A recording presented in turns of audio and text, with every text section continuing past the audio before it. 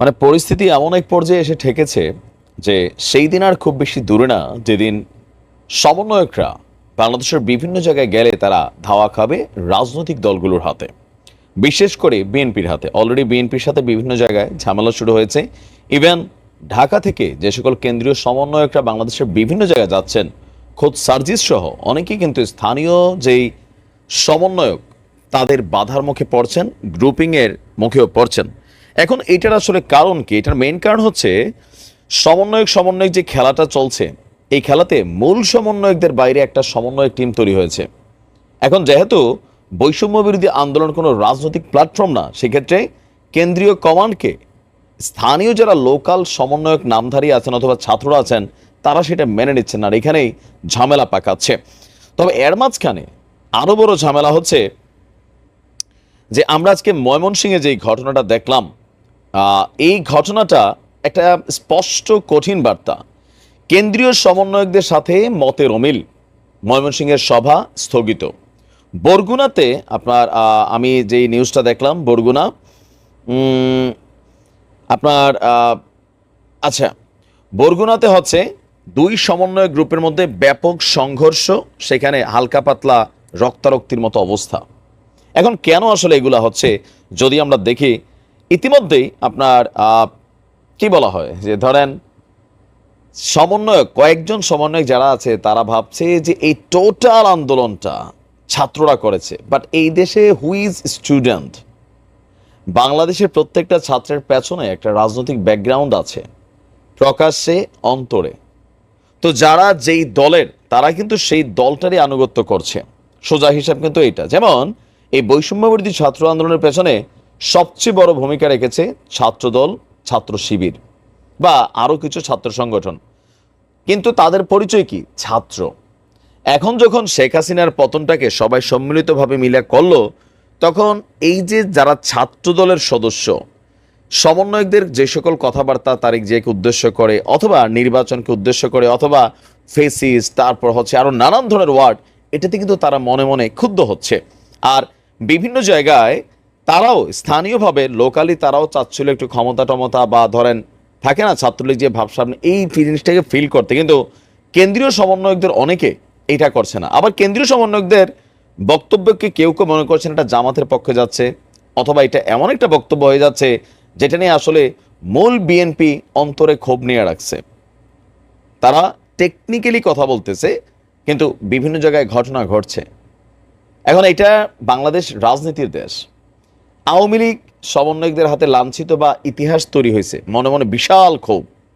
BNP এই মুহূর্তে নমুনাটা দেখতেছে, যদি এই নমুনা চলতে থাকে বিএনপির জন্য কিন্তু একটু নেগেটিভ একটা সিচুয়েশন তৈরি হবে। তো এই সকল কিছু দেখা ধরেন আমরা যেটা দেখছি যে আজ থেকে 10 বছর পরে এই সমন্বয়করা তারা কিন্তু নানান ধরনের ঝামেলা ঝুঁকিতে পড়তে যাবে। এটা যখন পড়বে তখন বলবো কেন, কারণ কিছু জিনিস আমরা আইডিয়া করতে পারি। ময়মনসিংহে বৈষম্যবিরোধী ছাত্র আন্দোলনের মতবিনিময় সভা হওয়ার কথা ছিল, অলরেডি ঢাকা থেকে কেন্দ্রীয় সমন্বয়করা সেখানে গিয়েছিল, কিন্তু স্থানীয় সমন্বয়কদের সঙ্গে কেন্দ্রীয় সমন্বয়কদের মতানৈক্য থাকায়, মানে মতের পার্থক্য থাকায় সভাটি স্থগিত করা হয়েছে। গতকালকে আপনার এই সভাটিকে স্থগিতের বিষয়টি নিশ্চিত করেছেন ময়মনসিংহ বৈষম্যবিরোধী ছাত্র আন্দোলনের যিনি বিভাগীয় সমন্বয়ক দলের সদস্য জাহাঙ্গীর আলম। তিনি বলছেন ময়মনসিংহের গ্রাউন্ড লেভেলে আরও কাজ করে সব মতানৈক্য দূর করে পরবর্তীতে সভাটিকে করা হবে। আপনার মানে যতটুকু বুঝছি আমরা সারা বাংলাদেশের মধ্যে ময়মনসিংহ সহ বরগুনা সহ বিভিন্ন জায়গায়, নরসিংদী আমরা যদি দেখি ঝামেলা। আবার দেখেন তিতুমির কলেজে সমন্বয়ক পরিচয়ে রোম দখলের অভিযোগ, প্রতিবাদে মানববন্ধন। এখন কারা প্রকৃত সমন্বয়ক, এটাকে আইডেন্টিফাই করছে কারা? এখন স্থানীয়ভাবে বিভিন্ন কলেজ টলেজে কিন্তু এই ঘটনাগুলো ঘটছে। আবার বিভিন্ন জায়গায় কেন্দ্রীয় সমন্বয়করা এই ঘোষণা দিচ্ছেন যদি কেউ সমন্বয়ক পরিচিতি চাঁদা দাবি করে তাদেরকে আইনের হাতে তুলে দেন। এখন এটা তো সবসময় হয় না, একটা সিন্ডিকেট ক্রিয়েট হয়ে গেছে। সো কিছু কিছু সমন্বয়ক তারা রাজপথে ছিল ওই আন্দোলনের সময়, কিন্তু এখন তাদেরকে লোভে পাইছে, যে কেউ রুম দখল করতেছে, কেউ বিভিন্ন জায়গায় ডিল করতেছে, লোকালি পলিটিক্যালি একটা মুভমেন্ট করতেছে, নানান ধরনের অপকর্ম কিন্তু অলরেডি শুরু হয়ে গেছে। আবার অনেকে এখন সমন্বয় শব্দটার প্রতি বিরক্ত। আর এই মুহূর্তে কি মনে হয় আপনার যে সমন্বয়কটা আসলে কতদিন টিকবে, যেই নমুনা এখন পুলিশ তাদেরকে প্রোটেকশন দিচ্ছে, সেনাবাহিনী প্রোটেকশন দেওয়া লাগতেছে, এই জিনিসটাকে আবার সাধারণ যারা সমন্বয়ক আছেন তারা পছন্দ করতেছেন না। তারা মনে করতেছেন এই আন্দোলনটা তো আর 2-4 জনের মিলা হয় নাই, পলিটিশিয়ানরাও পছন্দ করতেছেন না। সব কিছু মিলে আপনি দেখেন সেই পিনাকি থেকে শুরু করে কনক সারোয়ার থেকে শুরু করে যারা সোশ্যাল মিডিয়াতে ঝড় তুলেছিল, তারাও কিন্তু আস্তে আস্তে সবাই সমন্বয়কদের সমালোচনাতেই শুরু হয়েছে। তার মানে এই সমন্বয়করা ফাইনালি কি করে, মানে কোন বাটে পড়তেছে? আওয়ামী লীগের রোশন হলে, এরকম চলতে থাকলে ভবিষ্যতে বিএনপির রোশন হলে, জামাত এখনও দৃশ্যত এদেরকে সাপোর্ট করছে, এটাও একটা পলিটিক্যাল অবস্থান। আবার কখন জামাত নিয়ে কোন কথা বলে, জামাতের কর্মীরা খেপা যাবে। তো সব কিছু মিলিয়ে কিছু সমন্বয়ক মালপানি খামাচ্ছে, কিছু চাচ্ছে বাংলাদেশকে নতুনভাবে সাজানোর জন্য। অরিজিনালি যারা মেইন সমন্বয়ক হিসেবে যাদেরকে চিনি, আসিফ নাহিদ অথবা ধরেন সারজিৎ হাসনাত, এই হাতে গোনা 4-5 জন, এদের মধ্যে আবার বিভিন্ন ধরনের বক্তব্যে একটু পার্থক্য চলে হয়ে যাচ্ছে। এখানে হচ্ছে কি চেইন অফ কমান্ড নাই। আর চেইন অফ কমান্ড না থাকার মেইন কারণটা হচ্ছে এই যে হট করে একটা শক্তি, ওই যে বললাম না, স্বাধীনতা অর্জনের চেয়ে রক্ষা করা কঠিন, ক্ষমতাকে ইমব্যালেন্স হয়ে যায়। ক্ষমতা জিনিসটাই এমন, শরীরে একটা ভাব চলে আসে।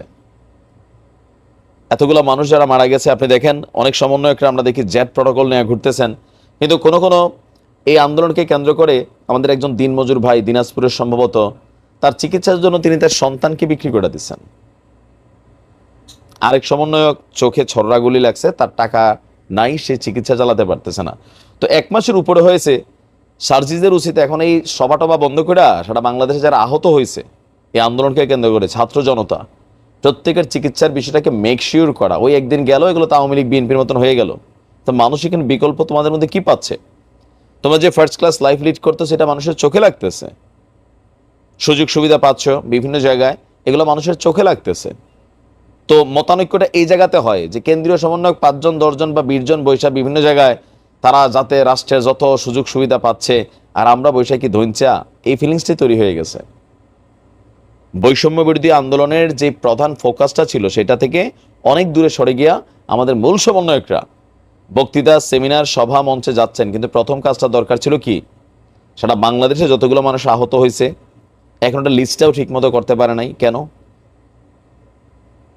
এটা হচ্ছে কি, মানে কথা তো সবাই বলে, নিজেদের দক্ষতাটাকে, নিজেদের যোগ্যতাটাকে প্রমাণ করতে হয় কাজের মাধ্যমে। তো কাজটা কি হচ্ছে? এই যে একটা বৈঠক ছিল বা একটা প্রোগ্রাম ছিল 5 কোটি টাকা বাজেটের শহীদদের জন্য, এখনো তালিকাটাই তৈরি হয় না, যার কারণে প্রোগ্রাম স্থগিত। তাহলে আমরা করতেছি কি? সরকার যারা আছে তারা কাজ করছে, তোমরা যারা সমন্বয়ক নাম দিয়ে সারা বাংলাদেশে এই দল সেই দল নিয়ে বিভিন্ন বক্তব্য দিচ্ছ, তোমাদের মূল কাজটা তোমরা আগে করো, মানুষ পজিটিভলি নিবে। এটা আমার পার্সোনাল একটা পরামর্শ।